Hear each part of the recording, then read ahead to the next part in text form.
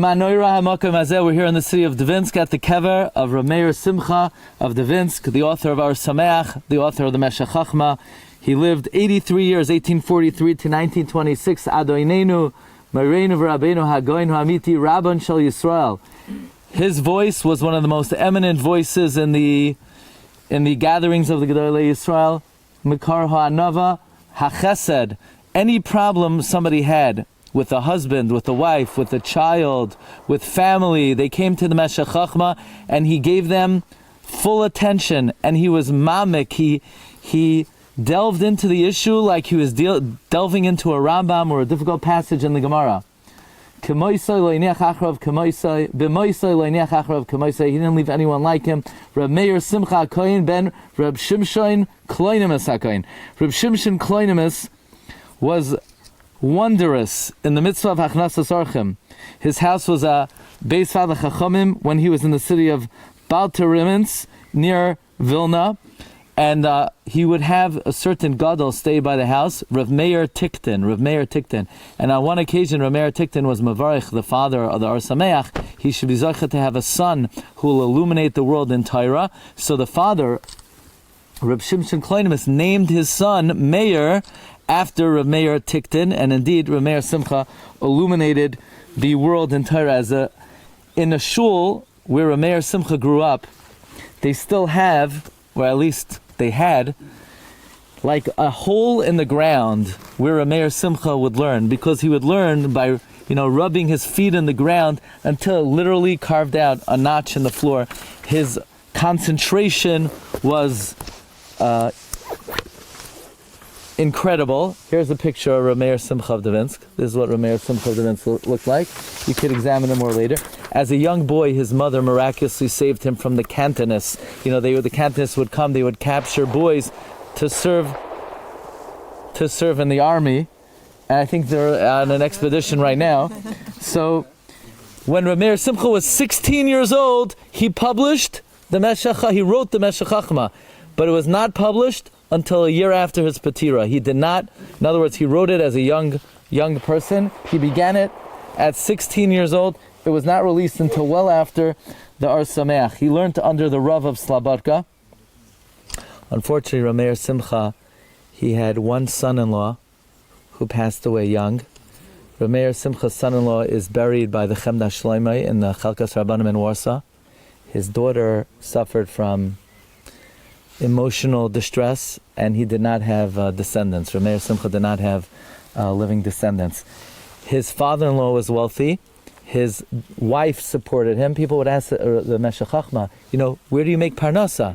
So he would say as follows: Man di yahiv chaye yahiv mazani. The Gemara says, he who gives life gives food. What he meant was, he who have provided me with my wife Chaya provides me with parnasa, because she works and she supports me.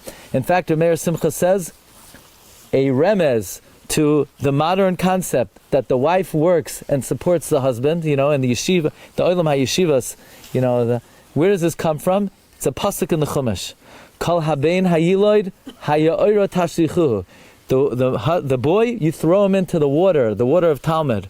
And what about the girl? V'chol habas techayun. The daughter, she has to go to work. That's what Rabbi Meir Simcha would say about this phenomenon. He was elected the Rav in 1888, and as it says over here, Yashav al kisei Rabbanos be'irenu Dvinsk v'hechia oisanu. He gave us life. Betal shel tchia tal shana, 39 years. He gave us the dew of life for 39 years. He published Or Sameach. When the Sefer Or Sameach came out in Slabodka, they would give turns to the Bnei HaYeshiva. Each Talmud, when you get, nowadays a Sefer comes out, so they put up a sign-up sheet in the yeshiva. Everybody signs up, everybody gets their own copy. Slabodka, there was one copy, so you would get like a half-hour slot to learn the Sefer Or Sameach. In 1907, so think about it, Or Sameach served here from 1888 for 39 years.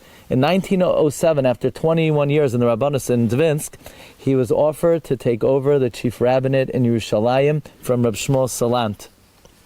And the city of Dvinsk wrote to the city of Yerushalayim, no. You're not taking our Rav from us. He's our life. The whole continent hinges on the words of Rabbi Meir Simcha of Dvinsk. Maybe we'll speak about it more in the bus. In the aftermath of World War I, there was a lot of general confusion in the world of who survived the war, who didn't survive the war, and word went out that Rabbi Meir Simcha was killed. And throughout the Jewish world, they were maspid him, and they eulogized him, and they wrote articles about his patira, articles that he himself would read. You know, as Mark Twain once wrote, the recent reports of my demise are exaggerated. You know, that happened to Rabbi Meir Simcha. Rabbi Meir Simcha, the Jewish world thought he had passed away. They were maspid him, and they wrote about his patira. One last thing, maybe we'll speak about it more also. Rabbi Meir Simcha, of course, in Parshas B'chukaisai, wrote prophetic words that when the Jewish people become too comfortable in the Galus, and they think that their destiny lays in the Galus, and that the day will come that the Jewish people will refer to Berlin as their Jerusalem, and then a nation will come from afar and unfortunately uproot us as a people. Rabbi Meir Simcha wrote this well before the Holocaust, even had anyone had an inkling of the plans of the Nazis, Yimach Shemam. So we're talking about one of the all-time Gedolei Olam, an Amud of Torah and Chesed for Klal Yisrael in many, many centuries. Zechusa Yagein Aleinu V'al Kol Yisrael. Amen.